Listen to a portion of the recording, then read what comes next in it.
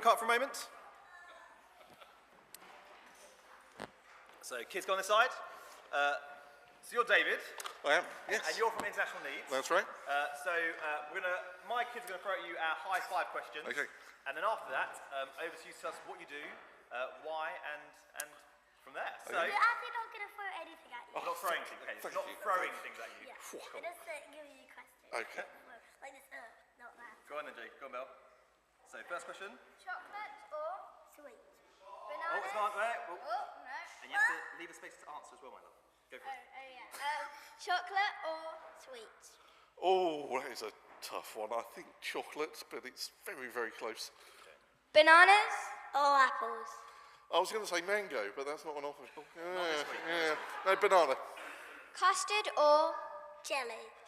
Oh, I love trifle, so that also puts me in a bit of a problem here. So I'm going to go both. Okay, can we let him have both? Okay. Yeah. Okay. Genesis or Revelation? Sorry, say it again. Genesis or Revelation? I love the beginning of things particularly, so Genesis, yeah, I'd go Genesis. What's your favourite Bible story? And why? Favourite Bible story, I think, would be the parable of the prodigal son. And we've been talking about how God is abundant and gives us lots of things this morning, and that is another aspect of God's generosity, that he welcomes us back even when we've done things wrong. So I think that would be, that would be currently my favourite Bible story. Cool. David, over to you. Thank you. So I've got about 3 minutes just to explain who I am. Hopefully that's appearing. Yes, so that's me. My sort of start of this international mission thing started with Interserve in 2008, 2009, 2010, working with abandoned disabled children in an area just north of Bangkok. From that, I moved on to the Salvation Army and spent a good few years with them as their international communications manager, having the real privilege of visiting development projects, emergency responses right around the world, from Austria to Zimbabwe and various countries in between, including disasters in Nepal after the earthquake, the USA and Venezuela. More recently, with Samaritan's Purse, that's me last summer. I was in Kyiv and Dnipro in Ukraine, part of the emergency response that is still ongoing, unfortunately, in Ukraine after the invasion by Russia. And currently, my role is Head of Communications for International Needs UK. This was me about 10 days ago in Nairobi. I'll be talking briefly on that. So, who is International Needs? Well, we were started in a conversation with Billy Graham, actually, about 50 years ago.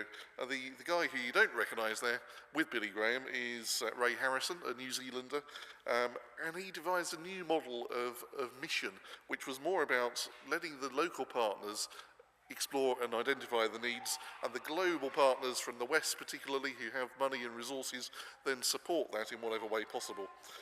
Our vision, I don't need to spend too much time on this because it's based on John 10, verse 10, which I just happened to notice as I walked in the door, you already have there. So well done, don't need to revisit that. And our mission is to provide a sustainable change. And again, I don't need to dwell too much on this slide because it's already been mentioned in prayers this morning. So thank you, Sue, for doing that so seamlessly. So I can move straight on to our areas of development. As I say, it's very much born of our local relationships with churches and community groups right around the world, about 35 countries so far. It's essentially, church support underpins everything that we do because we want to work with the communities to become part of the solution. So we work in healthcare, we work in water and sanitation, we work in education, in livelihoods and vocational training. Here are the countries that we currently work in, and you'll be aware particularly of the work in Turkey, which is something that you've been very kindly supporting us as a church over the last few months, raising, I think, £1,600 so far, probably a little bit more than that now. Particularly thank you to the musicians and all those who took part in the concert earlier on in the year. Yeah, let's have a big thank you. I think we can all be Mr. Thankful this morning, so thank you for that money. It has gone straight to Turkey, as well as the emergency response with the tarpaulins and blankets and food and emergency clean water. It's also gone on school packs, which have helped people that have been children out of school because their buildings have been demolished to keep learning. So that's been really important. And just in the last couple of weeks, there's been holiday Bible clubs that have been happening in the area along the border that have been particularly badly affected. I just wanted to bring you up to date with a project that we are now starting in this area here. This is a slum, the Kawangware slum in Nairobi. And in this area, there are about 60,000 children, young people living on the streets. I say streets, it's sometimes actually difficult to work out where the street is. It's about 75% men, 25% girls, and the problem of homelessness and the self-worth issue that brings is exacerbated by addictions to illicit substances, and even more so, the lack of access to identification paperwork, and that in itself provides a problem accessing healthcare, education, welfare services, and it's very, very dangerous on these streets. There's no reliable source of food or water or sanitation, for example. So we're partnering with an agency called Grace Empowerment. It's headed by a Baptist pastor. He's got about 18, 19 years of heritage working with these children and has adopted, or at least taken legal guardianship for about 300 of them so that they can get over that problem of having no national identity cards. And the mission, very simple, to rescue, to rehabilitate, to restore. That's currently done through 2 halfway houses, which can provide temporary respite. It's through counselling, informal education, building social skills, and it's all biblically centred. This is Pastor Joshua on that same rubbish tip in the Kawangware slum.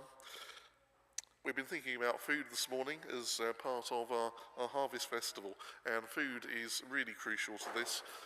The organisation doesn't provide food itself, it employs a local food vendor to provide meals every day, and that provides income to that small business as well. Here's Pastor Joshua on the ground of the local administrative chief, trying to come up with a solution to the missing paperwork in some of these boys' cases. And this is the halfway house. May not look a particularly grand apartment block. It's not, it's very simple, but it is several steps above living just on a tarpaulin on the ground. So what we want to do is to build on that, to provide a purpose-built, bespoke, nurturing environment. It's a residential centre away from the city, so there's no temptation to head back to that. It'll be for 25 or so young people at a time, with literacy, numeracy, vocational skills all built in, as well as social activities and sports, so that they can really build up their self-esteem and self-worth. So what do we need to do? We need to undertake due diligence and buy a plot of land that I saw just a week or so ago, develop the architect's plans. We need to complete a site survey. We need to dig the foundations. We need to complete the build. We need to kit it all out with wiring and plumbing and lights. And then, in a few months' time, to receive that first intake of young people and start the therapeutic programme, vocational training skills programme.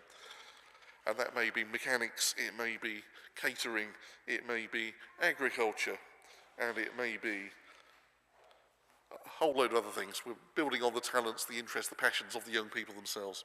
How much does it cost? A lot of money.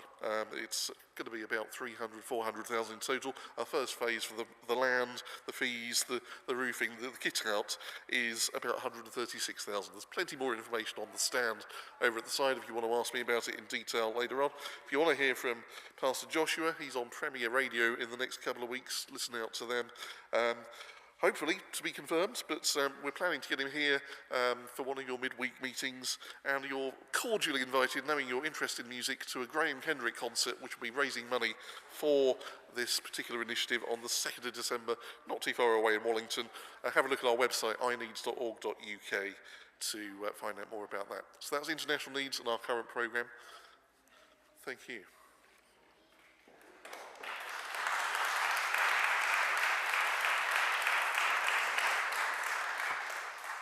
David, I think you speak almost as fast as I do. So that was